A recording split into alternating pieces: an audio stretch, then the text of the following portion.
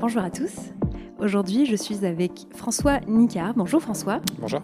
Merci de m'accueillir aujourd'hui au PGHM du Versou, où nous enregistrons cet épisode. Puis-je t'inviter à te présenter librement et comme tu le souhaites aux auditeurs et aux auditrices qui ne te connaîtraient pas? Eh bien, bonjour, je m'appelle François Nicard, j'ai 40 ans. Je suis secouriste en montagne au PGHM de l'Isère, situé au Versou. C'est une petite ville qui est au nord de Grenoble. C'est une unité qui réalise des opérations de secours en montagne sur tout le département de l'Isère. Ma carrière, c'est assez simple. Moi, je suis un pur produit de la gendarmerie. Je suis rentré très tôt en gendarmerie quand j'avais 18 ans et j'ai fait 3 unités de secours en montagne. J'ai commencé par les Alpes-Maritimes. J'ai travaillé après assez longtemps à Chamonix et là, ça fait une dizaine d'années que je suis au PGHM de l'Isère. Parallèle, dans ma carrière, j'ai été maître chien d'avalanche pendant 13 ans et j'ai arrêté la cynotechnie il y a 2 ans à peu près. Wow, merci beaucoup pour cette présentation. Pour commencer, je t'ai découvert grâce à ton livre qui s'intitule Secours en immersion au cœur du PGHM, donc publié aux éditions Glénat. Mais à côté de ça, tu as aussi publié 2 autres livres, donc 2 romans. Le premier, Connectum en 2018, que tu as auto-publié, et ensuite Boomerang, publié en 2025 aux éditions Maya. D'où te vient cette envie d'écrire ? Je ne sais pas d'où ça vient. J'ai toujours aimé les mots, j'ai toujours aimé l'écriture. Et du coup, je m'étais lancé dans la rédaction de nouvelles et de petits romans. Et c'est mon grand-père qui un jour m'a dit « Quitte à écrire, tu devrais écrire sur un truc qui va vraiment intéresser les gens, c'est ton travail, les opérations de secours. » Et l'idée de raconter des opérations de secours un peu atypiques est née de cette façon-là. Avant de parler de PGHM, on va parler de parapente. François, est-ce que tu peux te remémorer et nous raconter comment est-ce que tu t'es retrouvé sous une voile la toute première fois ? Oui, alors la toute première fois, c'est bien simple, mon papa déjà faisait du parapente, donc étant vraiment gamin, je connaissais un peu la pratique de par ce que j'en voyais à l'époque. C'est né comme ça, et après c'est ma pratique en tant que telle, moi, est arrivée assez tard. J'ai commencé en 2013, j'ai fait un stage init un petit peu comme tout le monde ici chez Prévol. Je me suis mis au parapente de façon tout à fait classique. J'ai eu un gros accident 3 ans après, j'ai arrêté un petit moment et j'ai repris progressivement pour avoir reprendre un volume de vol conséquent et surtout me remettre dans des conditions de sécurité pour voler un peu en toutes circonstances. Enfin, j'ai fait ça petit à petit, quoi. Et du coup, est-ce que la toute première fois, tu as volé avec ton papa ? Non, pas du tout. À l'époque, les voiles, enfin le tout le matériel, c'était quand même vraiment presque des parachutes plus des parachutes que des parapentes. Non, la première fois, c'était vraiment en stage init. Comment est-ce que tu pratiques le parapente ? Est-ce que c'est du cross, de la rando-vol ? Alors ma pratique principale, c'est le vol rando. Ouais. On a la chance avec notre environnement montagneux autour de Grenoble de pouvoir faire des vols rando petit peu partout. C'est vraiment l'activité que je préfère, de par le côté montagne et le plaisir de descendre en parapente ensuite. J'aime beaucoup le paralpinisme, j'essaie d'en faire assez régulièrement. J'adore faire des voies d'escalade, des courses d'alpinisme et pouvoir redescendre en volant également. Je fais un petit peu de cross, mais c'est pas ma pratique principale, simplement parce que j'ai un peu peur en cross. Donc du coup, je vole très régulièrement, mais c'est pas l'activité que je préfère. En grande partie à cause du fait qu'une bonne partie des accidents graves sur lesquels on intervient, c'est en cross. Et je pense qu'inconsciemment, c'est pas la pratique qui m'excite et qui m'attire le plus. Ouais. Et ce que je préfère par-dessus tout, c'est le soaring, mais on a quand même assez peu de sites ici, donc on a tendance à pas mal bouger pour aller faire du vol dans des conditions laminaires, genre à la Dune ou à d'autres endroits en France. Ouais, récemment justement tu étais et tu voles avec ta femme, c'est ça ? Oui, tout à fait. On a la chance de partager absolument les mêmes passions, les mêmes façons de pratiquer la montagne. On fait quasiment tous nos vols rando ensemble. Donc oui, c'est assez sympa de partager ça. Et ouais, je dirais 95% des vols, on les fait tous les deux. Ouais. Trop bien. Et est-ce que le secouriste en toi panique un petit peu quand tu voles avec des personnes que tu aimes, tes proches, ou ça va en ayant peur ? Non, vraiment pas, tout simplement parce qu'elle a un meilleur niveau que le mien et c'est elle qui m'a beaucoup entraîné, notamment au sol, à faire beaucoup de gonflage. Ouais. Elle a toujours eu un niveau supérieur au mien, donc du coup, c'est plutôt elle qui a eu peur pour moi que l'inverse. Et vous volez où principalement ? Alors, on a la chance d'avoir Saint-Hilaire du Touvet qui est tout proche de chez nous. Ouais. C'est le site sur lequel on fait le plus de vols. Il y a un chemin qui monte au décollage qui nous permet de faire à la fois du physique et à la fois d'avoir toujours le plaisir de voler. Il ne faut pas trop le dire parce que ce chemin, normalement, est fermé par arrêté municipal. Donc, on n'a théoriquement pas trop le droit d'y aller. Je reconnais que j'y vais quand même assez régulièrement. Un thug dans le corps d'un gendarme. Exactement. Voilà, donc c'est le site sur lequel on vole quand même le plus souvent. Et après, on bouge beaucoup. On a les sites qui sont en Beldon, on a Champs-Rousse, courses où on va quand même voler assez régulièrement, le Grand Rat, Montaut, plein de sites autour de Grenoble qui nous permettent, en fonction des conditions, de voler quand même assez régulièrement dans l'année. Est-ce que tu peux nous raconter le plus beau vol que tu as fait dans ta vie? Le plus beau vol que j'ai fait dans ma vie, je pense que c'est le décollage du sommet des Dômes de Miage. C'est un sommet, du coup, un truc qui se fait en Alpes, au-dessus de Saint-Gervais-les-Bains, dans le massif du Mont-Blanc. Et on était parti à minuit et on l'avait fait à la journée, donc du coup, il y a 2500 mètres de dénivelé, donc du coup, on avait marché toute la nuit, enfin une bonne partie de la nuit. Et on a eu des conditions absolument parfaites pour décoller un petit 5 de face, en décollant en face nord des Dômes de Miage. Et c'était un vol assez exceptionnel, de par le cadre, l'environnement, la beauté. Et après, moi, j'adore voler à la dune, je trouve ça quand même vraiment chouette. Et tous les sites de soaring de Bretagne, Normandie, Cotentin, c'est les endroits que je préfère. Mais il y a aussi les lacs, Annecy et Belette, qui sont très chouettes aussi. Enfin, absolument partout, c'est chouette de voler. Ouais, c'est clair. On va parler du PGHM, donc là où tu travailles. Est-ce que tu peux nous présenter le PGHM avec tes propres mots et ton expérience? Qu'est-ce que c'est pour ceux qui ne connaissent pas? Alors PGHM, l'acronyme c'est Peloton de gendarmerie de haute montagne. C'est une unité de gendarmerie dans laquelle travaillent des gendarmes qui sont à la fois gendarmes et secouristes en montagne. Et notre fonction principale, c'est de porter secours à nos pairs. Donc que ce soit les grimpeurs, les alpinistes, les randonneurs, les parapentistes, tous les pratiquants de la montagne, c'est de venir leur porter secours, soit quand ils sont bloqués, soit quand ils sont blessés, et de les ramener quand on peut sains et saufs à la maison. Si j'ai bien compris, dans ton livre, tu as intégré la gendarmerie à l'âge de 18 ans. Oui. Est-ce que tu as toujours su que tu voulais être dans le PGHM ou c'est venu plus tard? Oui, alors j'ai aucun mérite en la matière parce que mon père était secouriste en montagne en PGHM. Du coup, petit, moi j'ai été bercé un peu par le bruit de l'hélico qui venait chercher les secouristes dans le PGHM. Donc du coup, c'est quelque chose que j'ai vu depuis tout petit. Et quand je suis rentré en gendarmerie, j'avais cet objectif de devenir secouriste en montagne, mais la gendarmerie offre un panel d'emploi très très large et je savais que si, pour une raison ou pour une autre, ça ne fonctionnait pas de rentrer en PGHM, il y avait d'autres métiers qui m'attiraient dans la gendarmerie.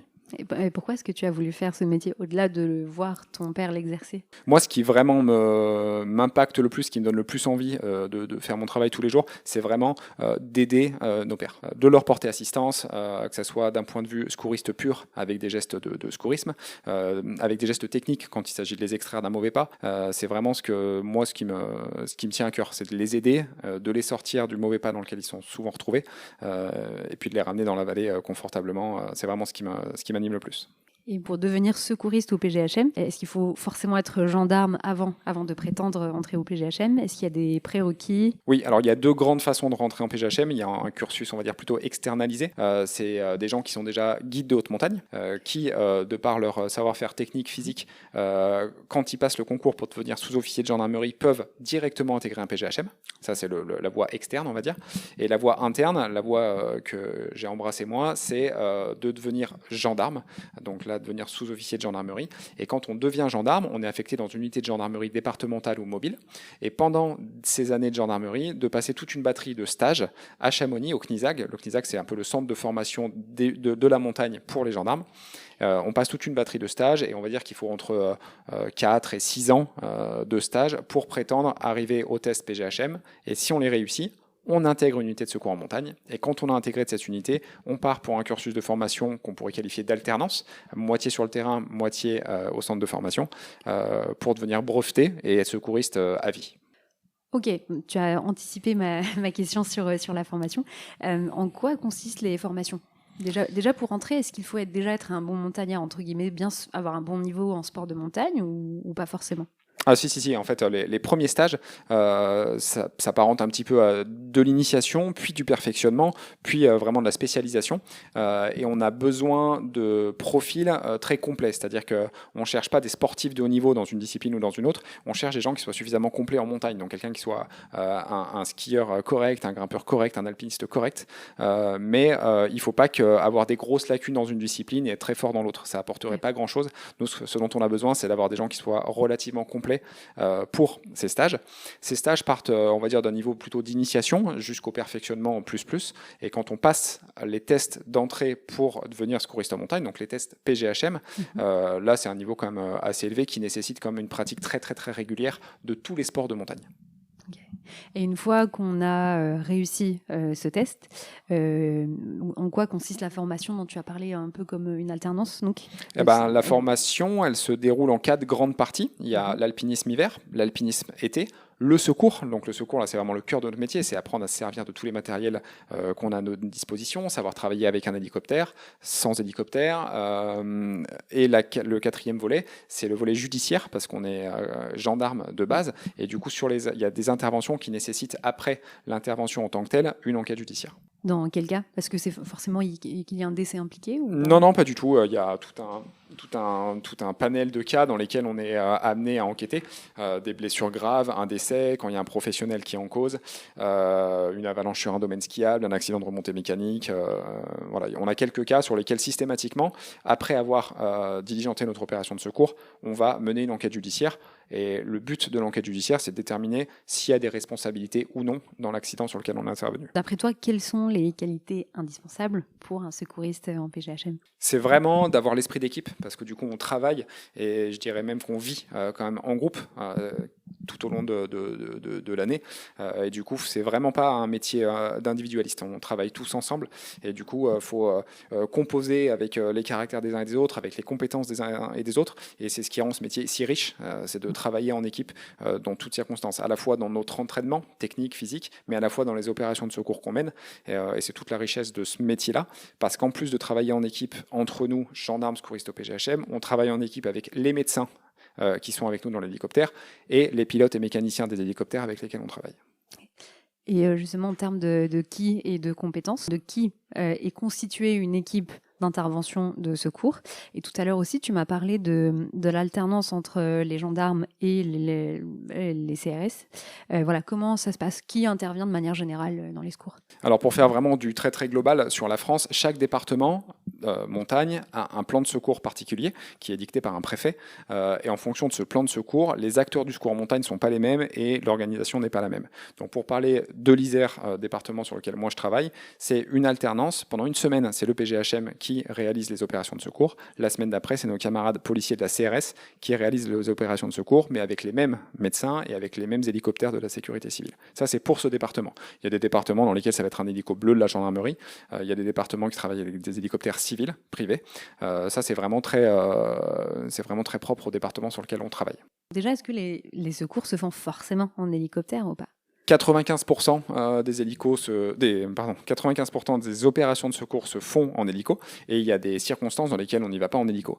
Typiquement, dans notre pratique du parapente, si on va chercher quelqu'un qui est juste branché dans un arbre mais qui n'est pas blessé, et que c'est un endroit qui est accessible relativement facilement par voie carrossable, donc en 4x4, en voiture, on ne va pas y aller en hélicoptère, parce que monter dans un hélicoptère pour une opération de secours, c'est jamais anodin.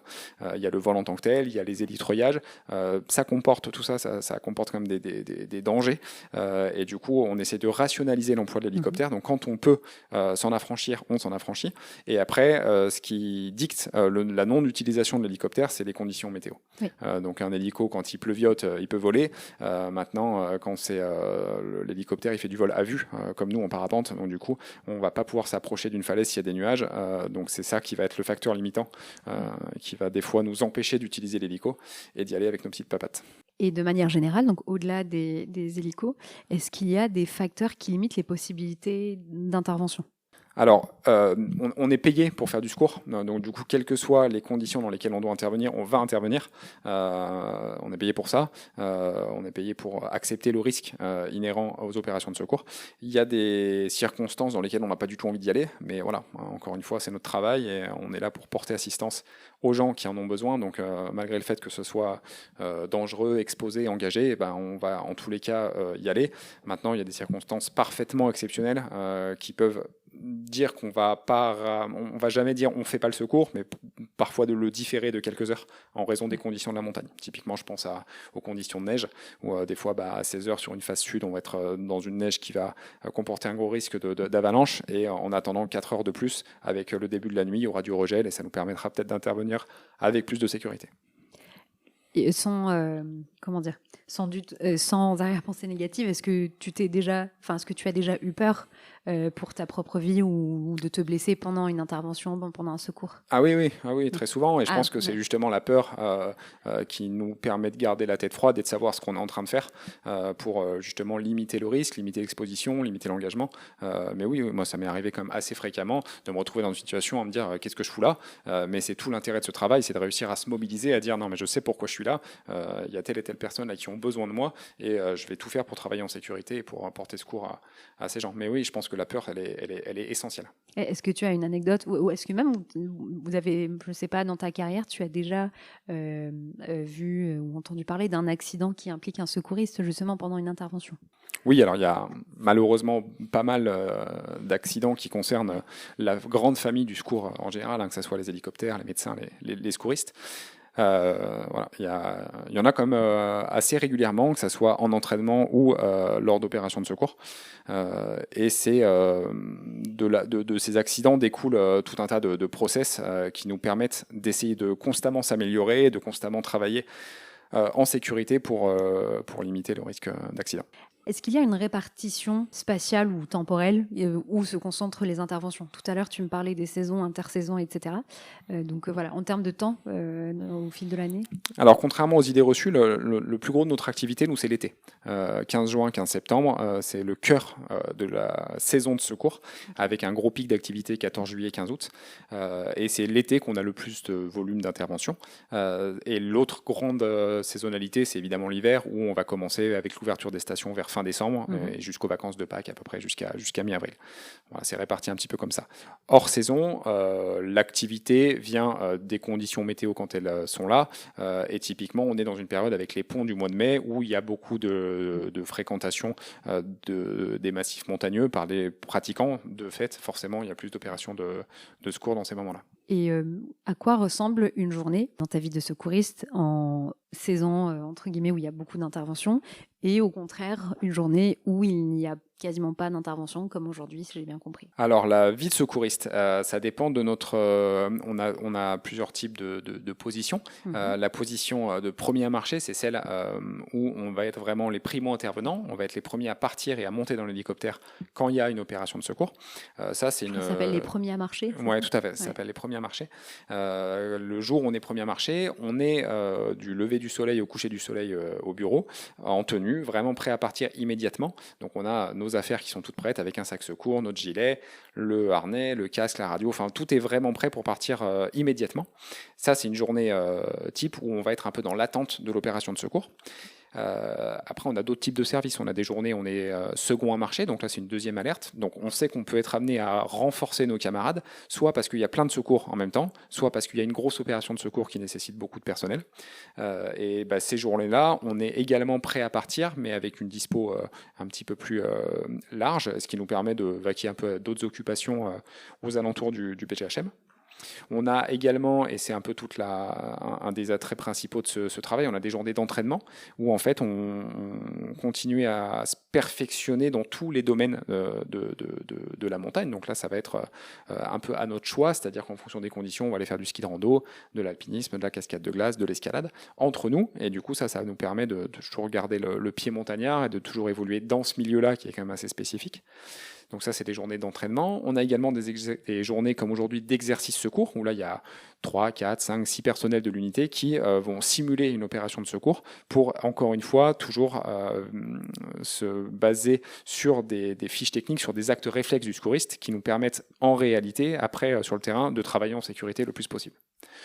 Donc on a un panel en fait, d'emplois assez large. On va passer d'une journée où on est... vraiment prêt à partir en secours en quelques secondes. Comme on a des journées, on a quand même du temps libre pour s'entraîner et pour rester opérationnel dans notre travail. Et lorsqu'un secours est déclenché, comment ça se passe? Par exemple, voilà, une personne va appeler les secours. À quel moment est-ce que ça arrive chez vous, au PGHM? Quelles sont les informations qu'elle doit donner, etc. Alors, les alertes, elles nous arrivent par le CODIS. Donc, le CODIS, c'est les sapeurs-pompiers qui ont un centre de traitement des appels, ça s'appelle le CTA. Okay. L'appel arrive au CTA et dès que les pompiers voient qu'il y a une connotation montagne, ils nous transfèrent l'appel. Okay. Nous, quand on réceptionne l'appel d'un requérant, on va poser tout un tas de questions pour savoir où est-ce qu'il est, ce qui lui est arrivé, et commencer à envisager la façon dont nous, on va pouvoir intervenir sur la personne. Donc on ne vous appelle pas directement, enfin les victimes ou les personnes autour ne vous appellent pas directement, ça passe vraiment par le 112. Le 112, c'est vraiment le numéro à retenir pour passer une alerte, quelle qu'elle soit, parce que d'appeler directement un PGHM si on en connaît le numéro, c'est, contrairement à ce qu'on pense, c'est plutôt une perte de temps qu'un gain de temps. Donc du coup, le schéma classique du déroulé d'une intervention, d'une alerte en tout cas, c'est vraiment le 112. L'appel arrive au CODIS et l'appel nous est tout de suite transféré. Pourquoi c'est un gain de temps? Parce qu'une fois que le CODIS va nous avoir passé l'appel, on va faire une conférence téléphonique, donc entre nous, les secouristes, le CTA CODIS qui est un peu garant de tous les moyens du département, dont les hélicoptères. On va faire une conférence dans laquelle il y aura également un médecin du SAMU qui va juger ou non de l'opportunité de mettre un médecin dans l'hélicoptère. Et on aura également toujours le requérant, donc la personne qui nous passe l'alerte, dans la conférence. Du coup, on va pouvoir se parler tous ensemble et ça va nous permettre de nous choisir la façon dont on va intervenir. Et une fois que, par exemple, vous estimez qu'une intervention du PGHM va être nécessaire, qu'est-ce qui se déclenche après? Quelles sont les étapes? Comment ça marche? Alors nous, quand on décide, donc à un personnel qui est chef de salle, c'est-à-dire que lui, il réceptionne l'alerte, quand lui va réceptionner cette alerte, une fois qu'il aura pris tous les éléments, nous, on n'est jamais bien loin, hein, donc on va entendre ce qui se passe, on va commencer à préparer notre matériel, on va commencer à mettre nos chaussures, notre baudrier, enfin vraiment pour être prêt à partir.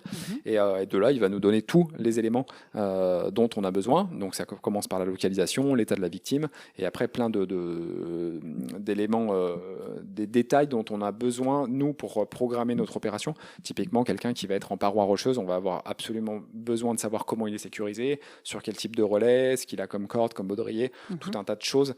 Et ça, c'est vraiment le chef de salle qui doit prendre tous ces éléments pour ensuite nous les donner. Donc verbalement, si on est à côté de lui, et si on est déjà en secours et qu'il y a une autre intervention qui arrive, on a une messagerie, un peu comme un WhatsApp, avec tous les éléments qui nous arrivent, dont la localisation GPS, et qui nous permet de savoir sur quelle opération on va aller après.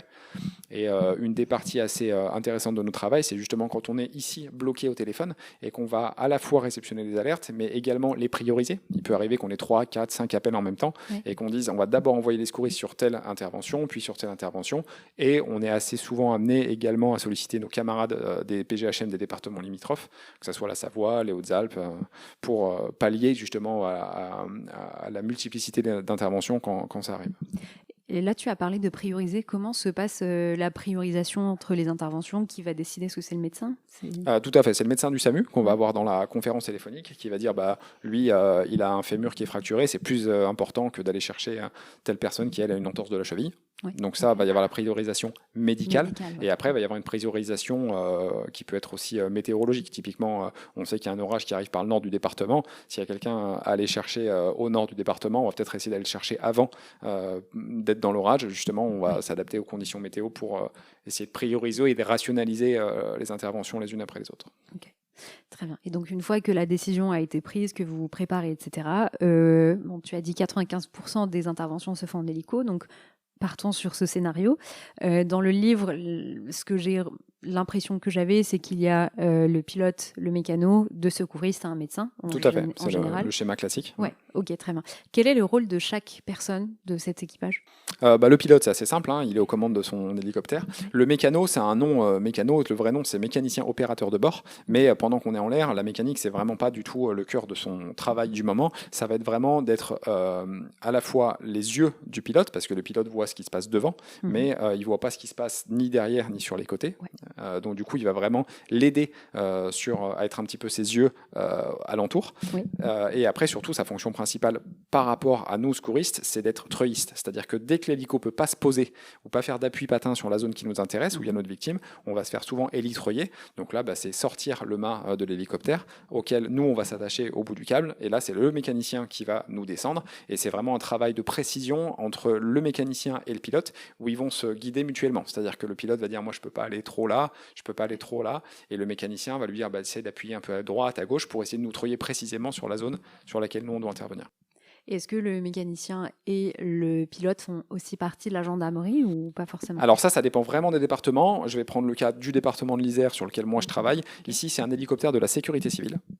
avec dedans un mécanicien et un pilote qui font partie de la sécurité civile. Donc eux ne sont pas gendarmes, et c'est un peu un moyen de transport, mais dans d'autres départements, ce moyen de transport, ça peut être un hélicoptère bleu de la gendarmerie, où là, le pilote et le mécanicien seront gendarmes. Dans le livre, tu décris pas mal comment se passent les interventions, les différentes manœuvres que vous faites, mais j'ai du mal à imaginer l'intérieur d'un hélicoptère.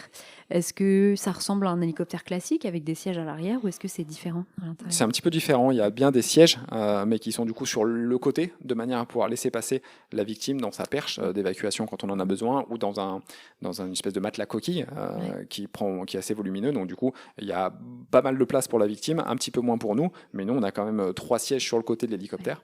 Et à l'arrière, en fait, c'est assez sommaire, assez basique. Tous les sacs sont attachés à des sangles, à des cordes, tout doit toujours être attaché. Et la répartition est assez simple. Il y a le pilote qui est du coup devant à droite, le mécanicien qui, pendant les phases de vol, est devant à gauche, et qui, pendant les phases d'abord de litreuillage, vient se mettre à l'arrière avec nous, côté ouverture de porte. Et après, la répartition dans l'hélicoptère, la répartition classique, c'est devant, sur le premier siège, le chef d'équipe, parce que c'est lui qui va avoir vraiment la vision la plus globale de la zone sur laquelle on intervient. Et derrière, le médecin et le deuxième secouriste ensuite. Ok, très bien. Donc quand tu dis chef d'équipe, c'est le chef du duo. C'est ça, donc on travaille toujours à 2 secouristes. Il y en a un des deux qui est, alors c'est un terme qui fait souvent sourire, qui est chef de caravane. Le chef de caravane, c'est vraiment le responsable du binôme. Et donc du coup, c'est celui qui, par défaut, se met vraiment devant pour pouvoir gérer son opération de secours, parce qu'il aura un visuel un petit peu plus large de la zone sur laquelle on va intervenir. Et c'est aussi lui qui a la responsabilité des choix. C'est-à-dire que s'il décide d'intervenir de telle ou telle façon, c'est lui qui a la responsabilité de ce choix-là.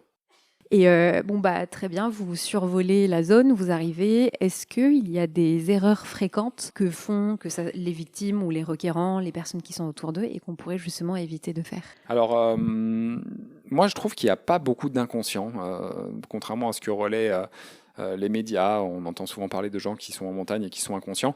Il y a des gens qui ont des référentiels très différents les uns des autres. Et typiquement, quelqu'un qui arrive de région parisienne et qui va pour la première fois faire une randonnée dans le massif du Vercors, il peut se retrouver, lui, dans une situation qu'il va trouver anxiogène, et il va se sentir complètement en insécurité. Et du coup, ces gens-là qu'on est amené parfois à les secourir, on ne les juge pas. On ne se dit pas qu'ils sont nuls ou qu'ils sont inconscients. Ou on se dit juste que ces gens-là ont un référentiel assez différent, et qu'on va plutôt les aider à sortir du mauvais pas dans lequel ils ont pu se mettre. Mais voilà, on ne va pas juger le niveau de telle ou telle personne en disant qu'ils sont inconscients. Maintenant, il y a des gens qui ne sont pas assez bien préparés à la sortie. Il y a des gens qui ne sont pas assez bien équipés techniquement également. On a eu toute une salve là, de gens qu'on a dû aller chercher en randonnée pédestre, qui se retrouvaient en haute montagne et qui se retrouvaient à traverser des zones où il y avait encore beaucoup de neige. Et là, c'est sûr que c'est des gens qui n'avaient pas avec eux de crampons, qui n'avaient pas de matériel qui leur permettait du coup de se tirer de ce mauvais pas en sécurité. Pour autant, voilà, ces gens, on va leur expliquer que la prochaine fois, il faut s'équiper différemment, mais on n'a pas affaire à des gens inconscients, clairement pas. Et quand il y en a, c'est vraiment à la marge. Ok, très bien. Est-ce que parfois, il vous arrive de refuser des interventions? Non. On ne refuse pas d'intervention, on est amené à réaliser des interventions des fois à distance. Ça peut paraître étrange, mais il y a des gens qui vont nous appeler en disant qu'ils sont perdus, et grâce à un système de géolocalisation de leur téléphone, on peut les guider à distance et leur dire que par exemple ils sont perdus mais qui sont à 15 mètres d'un chemin, et on va peut-être les aider à se remettre sur le bon chemin. Voilà, donc ça arrive qu'on dise qu'on ne soit pas obligé d'intervenir. Il y a également des interventions qu'on peut confier à d'autres services de secours, typiquement quelqu'un qui dans une zone de montagne fait une chute et se blesse à une cheville, mais qui est à 15 mètres d'une route, au moins une route carrossable, c'est des interventions qu'on peut être amené à confier à des sapeurs-pompiers. Oui. Voilà, donc ça nous arrive de redistribuer l'intervention, mais on ne dit jamais non. On va essayer de toujours intervenir, mais encore une fois en rationalisant les moyens. Parce que si à chaque fois quelqu'un nous appelle pour dire je suis un peu perdu, on décolle en hélico, on s'en sortirait pas. Du coup, il y a beaucoup de gens qu'on essaye de guider, de rassurer, de les aider. Et si vraiment on sent qu'il y a plus un risque d'accident plutôt que ça se finisse bien, là, effectivement, on va intervenir. Est-ce que parfois il vous arrive d'intervenir parce qu'il y a une détresse non pas physique mais psychologique? Oui, la détresse psychologique, c'est un peu ce à quoi je faisais allusion en termes de référentiel. On a des gens qui vont nous appeler complètement paniqués, qui vont se retrouver dans une situation où ils sont persuadés qu'ils vont mourir, et c'est des gens que nous, on peut être amenés à aller chercher en leur tenant la main pour les remettre sur un sentier. Mais encore une fois, c'est pas des gens qu'on va juger en disant qu'ils sont nuls, qu'ils n'auraient jamais dû appeler pour ça. On sait que c'est psychologiquement une zone qui a été pour eux hyper anxiogène, qui se sont vus vraiment dans une situation dans laquelle ils avaient peur pour leur propre vie. Et ces gens, on va les aider à se remettre des fois, on va les évacuer et les poser à un parking plus bas. Il y a des fois, quand ils sont même légèrement blessés, on va les évacuer à l'hôpital. Enfin, on va toujours les sortir de ce mauvais pas. Mais voilà, c'est juste un référentiel qui est assez différent. Ok, très bien. Est-ce qu'on peut vivre ensemble 2 ou 3 scénarios classiques de secours? Donc, par exemple, voilà, on va dire en hiver, en ski, une personne qui se fait une cheville ou autre. Comment ça va se passer de manière classique? Alors imaginons que ça soit plutôt en ski de randonnée parce que les interventions sur les pistes de ski c'est un petit peu particulier. On intervient sur les domaines skiables à partir du moment où il y a besoin de médicaliser l'évacuation. C'est-à-dire que demain quelqu'un se fait juste un tibia sur un domaine skiable, c'est les pisteurs secouristes du domaine qui vont le prendre en charge. Ouais. Par contre un gros trauma crânien qui nécessite l'intervention d'un médecin, nous on va arriver avec l'hélicoptère, les 2 secouristes et le médecin pour médicaliser l'intervention et amener la victime à l'hôpital. Donc on va dire que c'est un scénario un petit peu différent. Partons sur un scénario hors domaine skiable, donc en montagne. Quelqu'un qui en ski de rando va chuter et je sais pas moi se faire mal à une épaule. Il va passer donc lui ou des témoins ou ses compagnons de cordée vont passer l'alerte. On réceptionne l'alerte, on prépare le matériel adéquat. On va à la base. Toujours avant de décoller, on fait un petit briefing avec le pilote, le mécanicien, le médecin, les secouristes, en se posant les bonnes questions, c'est-à-dire est-ce qu'on a bien tout le matériel qui est nécessaire à l'intervention, et surtout est-ce qu'il n'y a pas d'obstacles, est-ce qu'il n'y a pas des lignes électriques, est-ce qu'il n'y a pas un télésiège pas loin, est-ce qu'il n'y a pas des choses qui peuvent nuire à au bon déroulé de l'opération. On va commencer à imaginer un scénario, donc en fonction de ce qu'on voit sur la carte, si on voit que c'est une zone qui est extrêmement boisée, où l'hélicoptère ne va pas pouvoir se poser, on va commencer à réfléchir à la façon la plus efficace d'accéder à la victime, et souvent ça sera l'hélitreuillage, mais il y a des fois on va se faire poser 500 mètres plus haut, plus bas et finir à pied.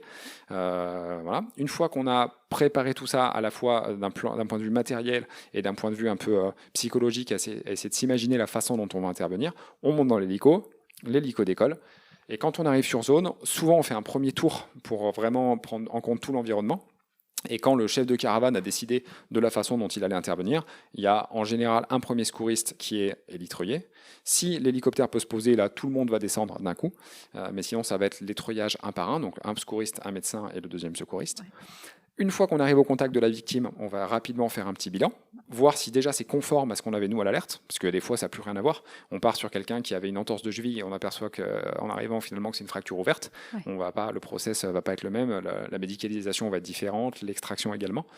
Donc là, on fait un premier bilan, on va transmettre avec le médecin ce bilan au SAMU, et le SAMU va nous donner une destination. En fonction des pathologies, on va aller dans tel ou tel hôpital.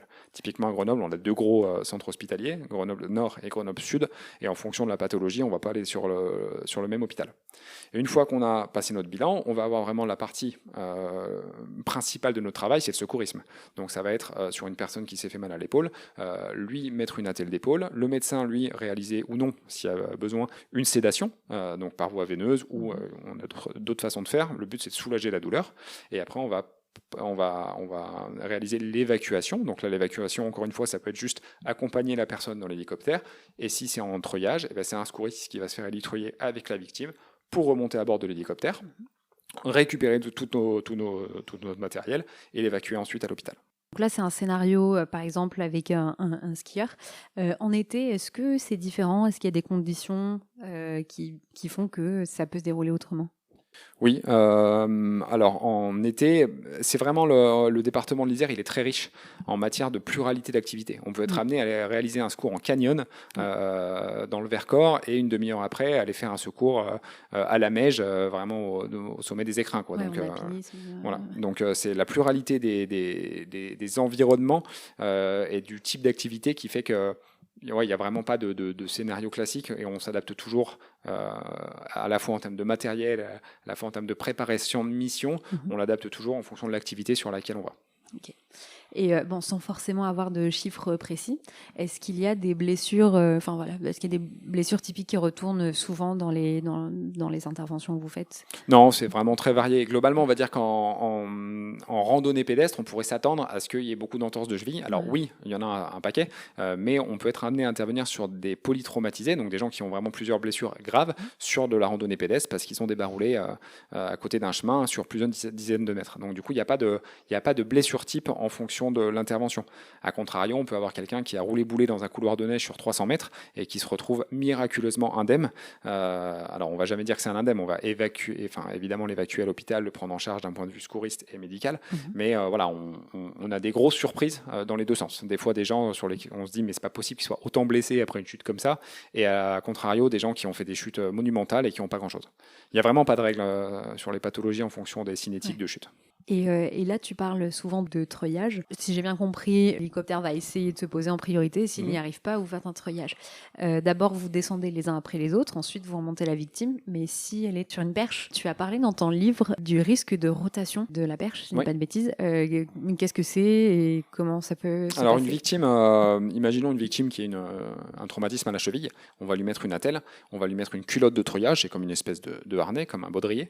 Et là, on va pouvoir le remonter à bord de l'hélicoptère si ça nécessite un treuillage au bout du câble. Donc ça va se passer de cette façon. Mais il y a pas mal de pathologies qui nécessitent que la victime soit allongée dans une perche d'évacuation. Donc cette perche d'évacuation, elle est treuillable. Donc ça s'appelle des élingues. C'est comme 4 cordes qui se rejoignent en un point central. Et quand l'hélicoptère va venir récupérer cette perche sur laquelle on a donc la perche avec la victime et un secouriste accroché à tout ça, le fait que au moment où la perche va commencer à remonter, ça a une forme un peu particulière, quoi. C'est une perche, elle est horizontale, et du coup elle a une prise au vent qui est assez conséquente, et du coup ce qui peut se passer, c'est que la perche, à cause du mouvement du bas vers le haut en remontant en treuillage, elle peut se mettre à tourner.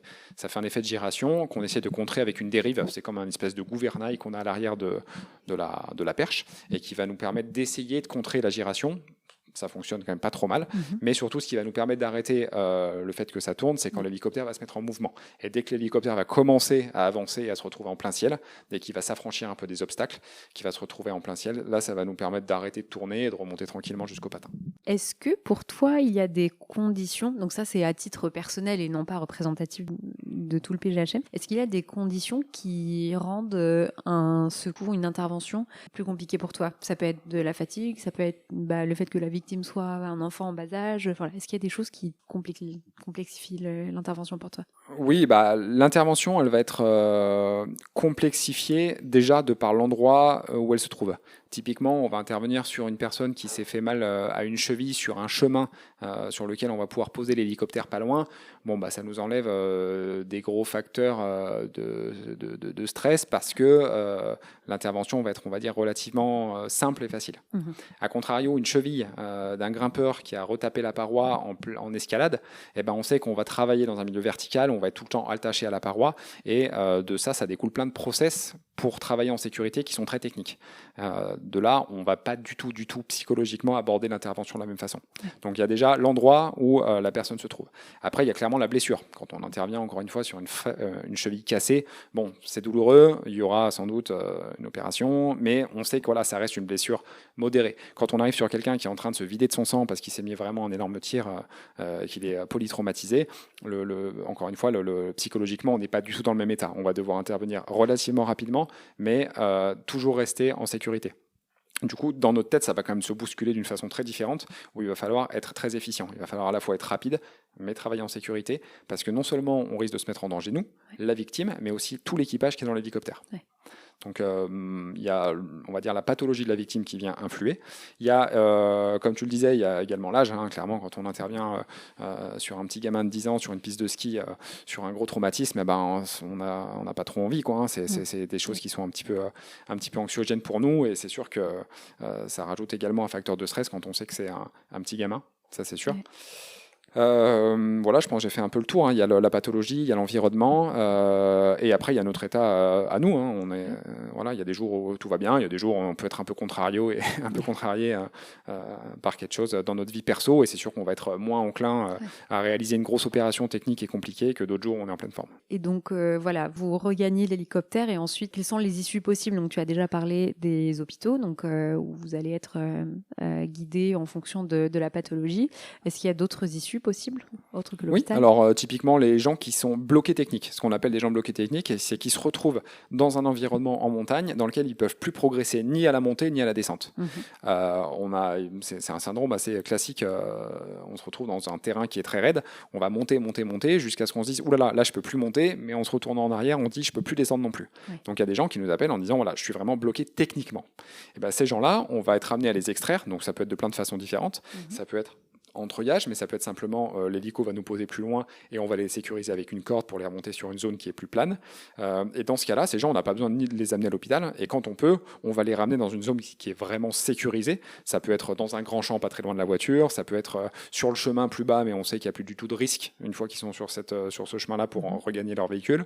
Ça peut être sur une hélisurface locale. Je ne sais pas, moi par exemple aux Deux Alpes, il y a des endroits où il y a des aides. Des aides, ça veut dire dropping zone, c'est une hélisurface. On va pouvoir poser quelqu'un et on sait que de là, il pourra facilement regagner la route en toute sécurité. Donc non, ça ne se finit pas toujours à l'hôpital. Et on a aussi des gens qu'on ramène ici au PGHM parce que c'est plus pratique pour nous. Typiquement, juste en face, si on est amené à intervenir en Chartreuse, on va venir les poser au PGHM et puis ils se font récupérer par l'entourage après. En fait, je ne sais pas si tu te souviens, mais il y a une anecdote que tu racontes, enfin une intervention que tu racontes dans ton livre, c'est une personne qui était tétanisée avec son chien, un homme, je crois, et que vous avez récupéré. Et si mes souvenirs sont bons, vous l'avez déposé dans un stade. Donc, est-ce qu'un hélicoptère peut poser, enfin en tout cas de la sécurité civile, peut poser là où il veut, là où il peut, ou faut respecter? Oui, alors vraiment des zones sur lesquelles c'est absolument interdit, même pour un hélicoptère d'État d'y aller, il y en a quand même pas ou peu. Et du coup, clairement, ce qui va plutôt nous freiner, c'est l'environnement. C'est-à-dire qu'un stade de foot, c'est évident que si on voit des jeunes qui sont en train de jouer sur le stade, on va pas y aller. Là, les circonstances faisaient que c'était absolument désert et qu'on a pu y aller sans trop de soucis. Globalement, les hélicoptères d'État, notamment de secours, peuvent à peu près aller là où ils veulent. Encore une fois, il y a des zones sur lesquelles ils sont interdits d'accès, notamment certaines enceintes militaires, tout ça, mais c'est assez facile de trouver toujours un endroit où on peut aller en sécurité et sur lesquels on a le droit d'aller. Maintenant, revenons un petit peu vers le parapente, maintenant qu'on sait comment se déroule un secours globalement du début à la fin. Quels sont les accidents typiques que vous voyez le plus souvent en parapente ? Alors, en parapente, on a de la chance en Isère d'être dans un département dans lequel il y a énormément de forêts. Du coup, il y a beaucoup d'accidents de parapente qui se terminent bien, tout simplement parce que les gens se retrouvent branchés. Ouais. Branchés, c'est qu'ils sont mis un vrac d'une façon ou d'une autre, ça finit dans les arbres, mais dans les arbres, par chance, très souvent, les gens se retrouvent pendus dans le vide avec la voile et ou le parachute de secours qui sont à la cime des arbres. Du coup, très très souvent sur ces interventions, les pilotes n'ont rien. Du coup, ça nous enlève déjà un facteur de stress quand le type nous appelle en disant voilà, je suis branché, je suis à 10 mètres du sol, pendu en plein vide, mais voilà, ma voile elle est bien posée sur l'arbre, moi je risque, je suis pas blessé, donc on va déjà avoir une notion très différente d'urgence pour partir par rapport à un parapentiste qui va nous appeler en disant je suis en pleine falaise et j'ai impacté, mon casque est fissuré en deux, enfin voilà, c'est très très différent en fonction du type d'intervention. Donc globalement, on a la chance de faire beaucoup d'accidents en parapente qui se terminent bien. Okay. Ça c'est vraiment très département dépendant, c'est-à-dire qu'on va prendre un département comme les Hautes-Alpes ou un département comme les Alpes de Haute-Provence où il y a des endroits bien plus désertiques avec bien plus de rochers, où les accidents vont se finir au sol avec des conséquences très différentes. Nous, en Isère, il y a beaucoup de forêts et pas mal d'accidents qui finissent bien parce que ça se termine dans les arbres. Et au PG de Chamonix, est-ce que tu as vu une tendance différente ou pas qu'en Isère ? Non, de mémoire, il y avait quand même pas mal d'accidents également qui se terminaient dans les arbres, parce qu'on intervenait sur Chamonix, mais dans les gros sites de vols locaux, il y avait par exemple Passy-Plaine-Joux, où il y a pas mal de forêts. Et moi, de souvenir, je suis allé souvent chercher comme dans les arbres également, qui étaient indemnes. Okay. Est-ce que tu recommandes le fait d'avoir constamment sur soi un kit d'arbrissage ? Évidemment.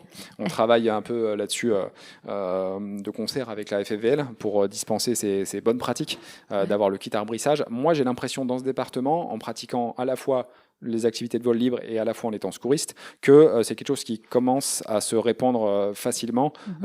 Et globalement, il y a beaucoup d'interventions sur lesquelles on arrive où les gens ont leur kit avec eux dans la sellette. Okay. Qu'est-ce que tu recommandes d'avoir dans un kit d'arbrissage ? Ce qu'il faut, c'est absolument une sangle qui permette de sécuriser. Parce que une voile qui est posée à la cime des arbres, elle peut tenir pendant des heures, mais elle peut également, avec la brise, avec du vent, avec l'approche de l'hélicoptère, être amenée à se ressoulever et à ce que le pilote tombe au sol avec des conséquences qui peuvent être dramatiques. Donc du coup, ce qu'il qu'il faut, c'est que le pilote, quand il est dans son arbre, qu'il puisse absolument se sécuriser. Donc une sangle qui va se placer autour d'une branche en tête d'alouette et qu'on va venir clipper de préférence au maillon, juste voilà, être sûr que la personne ne puisse pas tomber plus bas. Ça, c'est le plus important. Quand tu dis sangle, c'est vraiment une sangle ou ça peut être une corde? Ouais, alors ce qu'on appelle sangle, c'est les sangles qu'on a du coup pour faire de la montagne, de l'escalade. C'est des petites sangles en dinéma là, qui font quelques millimètres d'épaisseur, qui sont quand même légères, qui font en distance à 60, 120, 180 cm. Et ces sangles-là permettent de faire le tour d'une branche et de se sécuriser. Donc la sangle, d'avoir absolument un couteau ou un coupe-corde, un coupe-ceinture, enfin quelque chose qui puisse, si besoin il y avait, couper des suspentes. On a déjà vu des pilotes qui se retrouvent avec des suspentes qui sont en train de les étrangler, donc d'avoir le couteau quand même pas loin, c'est quand même bien. Et la troisième chose, c'est un petit mousqueton pour venir clipper les deux maillons, si on peut, les deux maillons qui sont sur la sellette, et d'avoir entre 15 et 20 mètres de ficelle. Ça peut être vraiment même de la ficelle à rôti. La résistance a peu d'importance. Ce qui peut nous être utile et être utile à la victime, c'est de nous balancer cette petite ficelle à laquelle nous, on va attacher une corde. Et il y a des circonstances dans lesquelles on ne peut pas monter à l'arbre, soit parce que l'arbre est trop fin, et du coup, de monter à un secouriste plus la victime, ça risque de le surcharger et de le casser. Soit parce qu'il y a des circonstances dans lesquelles c'est beaucoup plus facile, surtout quand on a affaire à quelqu'un d'un peu débrouillard, de lui faire passer une corde sur laquelle lui il va se sécuriser, on va pouvoir le mouliner au sol et ça va raccourcir énormément le temps de l'intervention. Donc du coup, un couteau, ou un coupe-sangle, un coupe-corde, mousqueton, monter sur une sangle pour sécuriser et la ficelle. Et avec ça, déjà, on peut faire pas mal de boulot. Ok, très bien. Moi, j'ai aussi un sifflet, une couverture de survie. Plus il y en a dans la sellette, mieux c'est. Quels sont les gestes que peuvent faire les pilotes qui les mettent encore plus en danger dans cette situation-là d'arbrissage? Il y a un cas très concret sur lequel moi je suis intervenu il y a quelques années. C'est en fait la peur de déranger. C'est-à-dire que quelqu'un qui va se mettre dans les arbres, déjà il y a un peu de sentiment de honte souvent d'avoir mal piloté, de ne pas avoir su arrêter une autoroute, de pas, voilà, juste un défaut de pilotage déjà qui met un petit coup au moral. Et quand on se retrouve pendu dans sa sellette à un arbre, et du coup le premier réflexe c'est d'essayer de s'en sortir seul. Et moi voilà, je suis intervenu une fois sur un cas comme ça où le type est sorti de sa sellette, il a essayé de désescalader, il est tombé, sauf que l'arbre était en bord de falaise et il a fait 100 mètres. Alors que s'il avait attendu une demi-heure, on serait arrivé et puis on l'aurait récupéré sain et sauf dans son arbre. Donc l'erreur que font la plupart des pilotes, c'est d'essayer de s'en sortir seul, d'essayer de désescalader. Ils sont dans un état émotionnel et psychologique où ils ne sont pas forcément en pleine capacité, en pleine possession de leurs moyens. Ils n'ont pas forcément les capacités de désescalader en sécurité, clairement pas. Donc du coup, pour moi, ça serait l'erreur principale à pas commettre, c'est de se dire que nous, on est payé pour ça, on est là pour ça, que ça ne nous dérange pas d'intervenir et qu'il vaut mieux attendre dans son arbre qu'on arrive plutôt que d'essayer de redescendre tout seul. Ok, ça marche. Et sinon, à part les arbrissages, est-ce qu'il y a d'autres accidents de parapente qui te viennent en tête? Alors malheureusement, quand ça se termine pas bien dans les arbres, souvent les accidents peuvent être justement graves. Pourquoi ? Parce que on est par essence en parapente, on est dans le ciel, que du coup on peut tomber de haut et surtout on peut tomber avec pas mal d'inertie et avec des cinétiques importantes. L'accident un peu typique en cross, c'est fermeture qui part en rotation, pas très loin de la falaise et du coup on vient impacter la falaise. Donc là c'est forcément des conséquences en termes de traumatologie qui sont importantes. Ok. Je parle un peu moins des accidents, on va dire, pas grave du tout. Pourquoi ? Parce que l'accident pas grave du tout d'un élève qui est en stage ou qui est dans sa pratique hors école, dans sa pratique perso, les accidents, on va dire, vraiment peu graves, ça va être au déco ou à latéraux. Et imaginons un élève qui est en arrivant à l'atterrissage à Limbin, donc à l'atterrissage de Saint-Hilaire-du-Touvet, qui arrive à Limbin et qui se fait mal à une cheville parce qu'il est arrivé un petit peu trop vite. C'est pas une intervention sur laquelle nous, on va arriver. Pourquoi ? Parce que c'est juste à proximité immédiate d'une route et là, c'est nos camarades pompiers qui vont intervenir. Donc nous, j'ai un peu une image également faussée de l'accidentologie en parapente parce qu'on y va soit quand c'est complètement inaccessible, soit quand c'est grave. Et sur de la petite pathologie de bord de route, nous, on n'est même pas au courant. Et est-ce que c'est plus compliqué de secourir un parapentiste que de secourir un alpiniste ou un randonneur? Alors, oui et non. Ça peut être vraiment plus compliqué de par le matériel qu'on a avec nous. Le parapente, il y a plein d'activités parapente dans le parapente. Aller chercher quelqu'un qui va s'être blessé, qui est dans un string hyper light, ça va nous obliger à prendre des précautions toutes particulières au vu de la sellette très light. Typiquement, voilà, je pense à certains strings sur lesquels c'est impensable d'aller élitreiller une victime dans son string s'il a frotté dans les cailloux. Voilà, il va falloir qu'on prenne des dispositions différentes. Donc il y a le matériel, on va dire, qui, quand il va être très minimaliste, va nous poser quelques problèmes parce qu'il va falloir blinder un petit peu la sécurité liée à son matériel pour l'évacuation. Et à contrario, on a quand même beaucoup de pilotes qui volent maintenant dans des sous-marins, quelle qu'en soit la marque. Et du coup, ça fait des carénages qui sont sans doute très intéressants en matière de pénétration dans l'air, mais qui pour nous sont assez complexes parce qu'en fait, on ne voit rien de ce qu'il y a en dessous. Donc typiquement, un sub, on va être obligé de tout découper pour être sûr que l'intégrité des sangles de maintien soit préservée. Oui. Donc le matériel va vraiment beaucoup jouer. On a le fait d'avoir toujours les parachutes de secours. Les parachutes de secours, avant une évacuation, il faut qu'on les neutralise absolument. Oui. On intervient sur un acrobate, il faut savoir quand même qu'il y a 2 parachutes de secours. Donc du coup, il faut bien penser à neutraliser les 2, ce qui nécessite d'avoir une connaissance des matériels de vol libre. Oui. C'est quand même une grosse plus-value pour un secouriste qui intervient sur une opération héliportée au profit d'un parapentiste, d'être lui-même parapentiste pour la connaissance des matériels. Vous êtes pas mal au PGHM à faire du parapente ? Oui, on est quand même plusieurs ici au PGHM à pratiquer régulièrement. Oui. Et est-ce que ça influence du coup qui vont être les premiers à marcher sur une intervention ? Non, pas du tout. Pour le coup, on a tous sans doute un peu plus d'affinité avec le matériel quand on est pratiquant régulier, mais on a des formations internes au PGHM très régulières, notamment au début de saison, au début de printemps, où les parapentistes vont remettre un petit peu à jour les connaissances des non-parapentistes pour que tous les secouristes aient le même bagage pour intervenir sur les pratiquants de vol libre. Ok, ça marche. Lorsque tu parlais de matériel, de découper les sous-marins, etc., ça m'a fait penser à ton propre accident que tu racontes dans ton livre et dans lequel tu dis que tu t'es quand même détaché pour éviter que tes collègues qui viennent déchirent ton matériel. Est-ce que tu peux nous raconter ton accident, comment ça s'est passé ? J'ai fait tout ce qu'il fallait pas faire. J'étais jeune pilote, je devais avoir moins de 50 vols, hyper animé par mon environnement, c'est-à-dire je vivais à Chamonix, il y avait des types qui faisaient des crosses exceptionnelles en haute montagne, ça me donnait très envie, et je me suis mis en l'air dans des conditions qui étaient ni adaptées à mon niveau, même complètement inadaptées, et je me suis retrouvé en fait en l'air au mois de juillet à 16h dans des conditions un peu fumantes.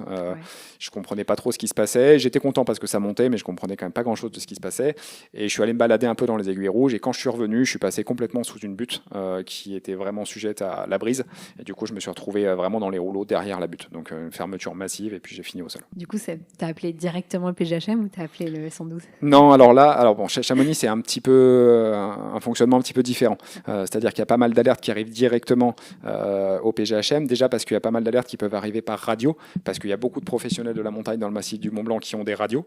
Voilà, c'est un système d'alerte un petit peu différent. Le 112 fonctionne parfaitement pour passer une alerte dans le massif du Mont-Blanc, mais à ce moment-là, moi en plus étant secouriste au PG, j'ai composé directement le numéro du bureau, et ce qui était... je ne vais pas dire que c'était marrant, mais ce qui était atypique, c'est que du coup, de là où j'étais, j'avais un visuel 1000 mètres plus bas sur la DZ, donc l'hélisurface, et du coup, j'ai entendu l'hélico se mettre en route pour venir, et j'ai tout vu jusqu'à ce qu'il vienne à moi.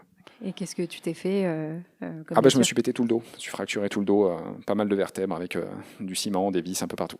Oh waouh, ça va, t'as pas de séquelles aujourd'hui ? Non, j'ai plutôt bien récupéré, ouais. Ok, tu parles de douleurs qui persistent quand même lorsque tu dors le soir ? Ouais, ça dépend des moments, mais oui, c'est sûr que quand le dos a été vraiment abîmé, il y a des choses qui restent un petit peu, mais j'arrive très bien à vivre avec. Okay. Et est-ce que ça a changé ta manière de voler, ta manière de... Oui, complètement. C'est-à-dire qu'après cet accident, j'ai quand même arrêté un bon moment, mais j'ai jamais eu... l'envie de voler m'a jamais quitté. Ouais. Et quand j'ai recommencé, quand j'ai voulu reprendre, j'ai eu la chance à ce moment-là de rencontrer ma compagne, qui elle volait très régulièrement et qui m'a repris en main vraiment du départ. C'est-à-dire qu'on s'est remis à faire du gonflage, et là on s'est aperçu de l'étendue des dégâts, où il y avait quand même vraiment des énormes lacunes, et surtout beaucoup de fausses certitudes, des impressions que j'avais liées sans doute aussi un peu à l'accident, mais voilà, elle m'a repris un peu en main en repartant du début, à faire beaucoup de gonflage, beaucoup de dunes, et tout ça m'a permis de me ressentir petit à petit en sécurité, d'abord sur des petits ploufs, et puis en reprenant une activité plus complète en parapente petit à petit. Ouais. Ok, ça marche. Là, quand tu racontais ton accident, j'avais quand même l'impression que tu te jugeais toi-même en disant que tu as fait tout ce qu'il fallait pas, etc. Est-ce qu'il t'arrive parfois d'avoir cette impression, sans forcément la partager, mais avec du coup avoir cette impression vis-à-vis de certaines victimes qui sont inconscientes du Ah bah danger? oui, clairement, ça nous arrive au déco de voir des gens qui veulent se mettre en l'air et on voit clairement à la fois dans leur gestuelle, dans leur matériel, dans la façon d'aborder leur décollage, on voit qu'ils sont pas du tout à leur place à cet instant-là. Moi, ça m'est arrivé plusieurs fois d'aller gentiment questionner la personne en disant est-ce que tu es sûr que tu veux te mettre en l'air, sachant qu'à la balise, il y a 18-22, t'es sûr que c'est pas un peu fort par rapport au niveau que tu sembles avoir. Enfin voilà, en l'amenant toujours de façon pas du tout en jugeant les gens, mais je pense que c'est un devoir pour tout parapentiste quand on voit sur un décollage quelqu'un qui arrive vraiment pas à décoller parce qu'il n'en a pas les capacités techniques d'aller le voir et peut-être de lui faire prendre en considération que c'est pas sa place, quoi, que c'est pas le bon moment pour lui pour voler, alors que s'il revient le lendemain matin à 8h, ça sera sans doute bien plus adapté. Est-ce que tu as des conseils de comportement à avoir qui peuvent faciliter énormément votre travail d'intervention, que ce soit pour les victimes ou pour les personnes qui les entourent? Oh oui. Bah non, mais vraiment, on a le fait de réaliser des secours en hélicoptère. Les autres objets qui se trouvent en l'air, c'est vraiment pour nous quelque chose qui nous prend énormément d'énergie. C'est-à-dire qu'à partir du moment où on intervient en hélicoptère, on passe notre vie collée au carreau de l'hélicoptère pour voir ce qui se passe autour. Il y a énormément d'avions, d'ULM, de parapentes, tout un tas de trucs qui volent et ça fait vraiment partie intégrante de notre boulot d'assurer la sécurité de l'équipage entier. En surveillant ce qui se passe. Et du coup, en conseil de bonne pratique, c'est respecter absolument quand on est sur un décollage et qu'il y a un moniteur ou quelqu'un vient pour faire stopper les décollages parce qu'un hélicoptère va arriver. On a quand même des comportements qui sont assez hallucinants de gens qui disent non mais j'ai bien un petit quart d'heure avant qu'il arrive et qui se mettent à décoller. Sauf que de l'aérodrome du Versou jusqu'au décollage de Saint-Hilaire en hélicoptère, on met moins de 2 minutes. Donc du coup, on peut arriver très très rapidement sur zone et d'avoir ces parapentes qui tournicotent dans la zone sur laquelle nous on doit intervenir, c'est vraiment problématique. À la fois parce que nous on se met en danger, on met en danger la victime et on met aussi en danger les parapentistes qui sont en train de voler. Donc du coup, dans ces conseils de bonne pratique, je dirais que c'est hyper important de surveiller ce qui se passe, d'écouter quand un moniteur vient fermer, enfin je dis un moniteur parce qu'on a des relations assez étroites ici avec les écoles de parapente qu'on connaît bien, et donc du coup quand il y a une intervention au secteur Saint-Hilaire, on appelle Prévol ou Air Alpin, et eux souvent ont des moniteurs sur place qui vont nous aider à arrêter les décos. Et on a un outil qui fonctionne parfaitement bien aujourd'hui, pour l'instant qui est que en Isère, mais qui très rapidement va être développé à l'échelle nationale, c'est par Spotter, donc la fameuse application dont tous les parapentistes ou presque se servent. Et aujourd'hui, via Spotter, quand nous, on intervient sur une zone dans laquelle sont susceptibles de voler des parapentes, ça met un gros pictogramme sur l'appli Spotter qui permet de bien montrer qu'il va y avoir une intervention. Et du coup, ça permet aux parapentistes qui sont au sol de ne pas décoller et ceux qui sont en l'air de vite se barrer. Donc en l'état actuel, ça fait un peu de pub pour Pedro, donc du coup l'inventeur de Spotter qui fait un travail exceptionnel sur cette application en termes de sécurité pour tout le monde, pour les secouristes et pour les volants. Et donc du coup, à terme, il y aura sans doute même des notifications qui pourront arriver sur les téléphones en disant attention, secours en cours à Champs-Rousse, à Saint-Hilaire, voilà. Ok, ça marche. Merci beaucoup pour tous ces conseils, tous ces retours, François. On arrive doucement vers la fin de cet épisode. Je vais peut-être te poser des questions qui te concernent toi un peu plus. Qu'est-ce qui te plaît au quotidien le plus dans ton métier? Ce qui me plaît le plus, c'est, ça va être un peu redondant avec ce que je disais tout à l'heure, mais c'est le travail en équipe. Et c'est que dans un PGHM comme celui-ci, c'est pas des collègues, quoi, c'est des copains. C'est des gens avec qui on travaille tous les jours et qui on partage notre quotidien. Et moi, j'adore cette ambiance de travail. C'est-à-dire qu'il y a même très souvent quand je travaille pas, aux grandes dames de ma femme, c'est très souvent même quand je travaille pas que je passe ici boire un café, que je passe discuter avec les copains. Voilà, ce qui me plaît le plus, moi, c'est cet environnement de travail que j'affectionne vraiment particulièrement. Et après, c'est le côté parfaitement unique de ce travail où on a beaucoup de chance de se retrouver à faire un métier un peu exceptionnel, à porter secours à nos pairs dans des environnements qui sont absolument fabuleux. Et on vit des émotions absolument fabuleuses dans les deux sens du terme. Il y a des fois, on vit des émotions qu'on n'a pas forcément envie de vivre sur le moment parce que c'est difficile. Et on vit aussi d'autres émotions qui sont hyper satisfaisantes quand on va faire un secours sur lequel on a vraiment la sensation que tout a déroulé, qu'on n'a pas pris de risque, que tout s'est bien fini. On rentre avec la banane au bureau et puis on est hyper content de notre journée. Mais oui, on a tout à fait conscience que c'est un métier un peu exceptionnel et on le vit à 100% au jour le jour. Est-ce qu'avec le temps, toutes ces années et après avoir vu autant d'accidents, Est-ce que tu deviens plus prudent, voire un petit peu paranoïaque à voir les risques partout? Est-ce que tu deviens plus... Est-ce qu'on parle pas forcément de toi, hein, mais est-ce qu'on devient plus détaché vis-à-vis des blessures qu'on peut voir sur les autres? Voilà. Qu'est-ce que ça peut avoir comme impact sur la personne?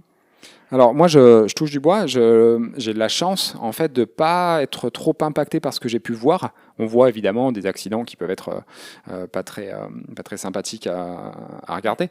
Moi, j'ai de la chance. Voilà, ça m'impacte pas trop. Ça m'arrive d'y repenser, mais c'est pas quelque chose qui me gêne dans mon travail. Après, dans ma pratique, c'est pas trop ce que j'ai vu moi qui a changé. C'est juste l'âge. Les années passant, il y a des activités que j'ai complètement vues d'une autre façon. Sans doute parce qu'avec le temps, ça s'agit un peu sur certaines pratiques. Voilà. Moi, en tout cas, sur la partie parapente, ça n'influe pas trop. Mon métier influe ma pratique en parapente, c'est-à-dire juste sur la partie cross. Où c'est vrai qu'il y a des circonstances dans lesquelles, voilà, moi, dès que ça gigote trop, dès que les thermiques sont trop forts, je m'y sens pas à l'aise parce que j'ai peur de ce qui pourrait potentiellement arriver. Donc la fermeture, l'autoroute, retour falaise, c'est vraiment un schéma que j'ai en tête qui me bloque un peu dans ce sens-là. Mais pour autant, ça m'empêche pas du tout de voler régulièrement. Ça a changé un peu ma pratique. Et après, c'est aussi quand on a des enfants où j'ai un peu changé ma pratique. Certaines pratiques, je faisais beaucoup de ski de pentraide. Et puis voilà, avec les enfants, ça arrive quand même qu'on se retrouve dans des situations où on se dit bon là ça serait quand même cool que je rentre à la maison ce soir, donc du coup peut-être de pratiquer un petit peu différemment certaines activités. Est-ce que tu peux nous raconter une intervention qui t'a particulièrement marqué? Oui. Je cherche. J'imagine qu'il va y en avoir plein. Bah oui, des marquantes, il y en a plein, mais elles sont marquantes, pas forcément dans le sens où on l'entend. Mais déjà, qu'est-ce qui va te marquer, toi, particulièrement? Et ben justement, ça peut être des choses très variées. Ça peut être vraiment l'intervention sur laquelle on a pris des risques, où c'était engagé, où on en ressort un petit peu affecté, parce qu'on se dit, oh là là, on est quand même... voilà, c'était quand même... on a un peu... pas joué, mais voilà, on s'est retrouvé dans une situation qui était dangereuse, et des fois, on a l'impression le soir d'être rentré un peu par miracle, quoi. On se dit, putain, là, c'était quand même engagé. Mais celles-là sont pas marquantes dans le bon sens du terme. Moi, celles qui sont marquantes dans le bon sens du terme, pour moi, hein, ça va être les interventions où tout s'est bien passé, et on a vraiment la sensation d'avoir été hyper utile, parce qu'on a ramené quelqu'un qui était en état grave assez rapidement à l'hôpital, qu'il a pu être pris en charge à l'hôpital il était entre de bonnes mains à l'hôpital, et on a voilà la sensation d'avoir bien fait notre boulot, et c'est ça pour moi qui est marquant. Et après ça peut être marquant des fois simplement de par le paysage, de par du moment de la journée où on va intervenir. Il nous arrive de se retrouver, je sais pas moi, faire un hélitreuillage alors qu'il y a le coucher de soleil derrière. Enfin voilà, c'est des moments qui peuvent être marquants simplement par le paysage, par le moment de la journée, par des fois simplement des victimes qui sont extraordinaires, des gens qu'on va rencontrer, qu'on va aller chercher en secours, qui sont hyper contents de nous voir arriver, du coup il y a une relation qui se crée fugace mais qui est hyper intense quand on va les extraire, et on le ressent bien en hélitreuillage. Des fois les gens nous font une espèce de câlin parce que du coup ils sont un peu paniqués, ils se retrouvent pendus en l'air à un câble qui fait moins d'1 centimètre sous un hélicoptère à 100 mètres en dessous. Enfin voilà, c'est quand même il se tisse quelque chose quand même d'assez fort et d'assez intense pendant un temps très restreint, et ça apporte vraiment quelque chose qui fait que c'est hyper satisfaisant, quoi. Peut-être une dernière question. Quels sont pour toi les meilleurs remerciements que tu peux recevoir de la part d'une victime que tu as sauvée? Une bonne bouteille de vin. Ok. Non, mais les gens sont globalement reconnaissants. Ça va d'un simple merci. Après, on n'attend absolument rien en retour. Mais oui, c'est hyper sympa pour nous, pour moi en tout cas, quand quelqu'un qu'on allait chercher en montagne, qui, après s'être remis de sa petite blessure, ou simplement des gens qu'on a été chercher parce qu'ils étaient bloqués, passe simplement nous dire un petit bonjour au PG avec une tablette de chocolat. Pour moi, c'est le meilleur des remerciements. On discute 5 minutes avec eux, ils sont contents, nous aussi. Enfin, moi, c'est ce que j'aime bien. Ouais. Ça marche. Écoute, merci beaucoup François pour toutes tes réponses. Merci pour ta générosité dans tes propos. Est-ce que tu as un mot pour clôturer cet épisode? Là, comme ça, il n'y a rien qui me vient. Je souhaite juste à tous les gens qui pratiquent les activités de nature en montagne, je leur souhaite juste qu'ils continuent à les pratiquer en sécurité pour qu'on n'ait pas trop de boulot, et surtout qu'on ne vive pas de drame, et que les gens rentrent sains et saufs chez eux le soir à la maison. Ça marche. Merci beaucoup François. Merci à tous. Je vous souhaite de très bons vols et je vous dis à très vite au prochain épisode.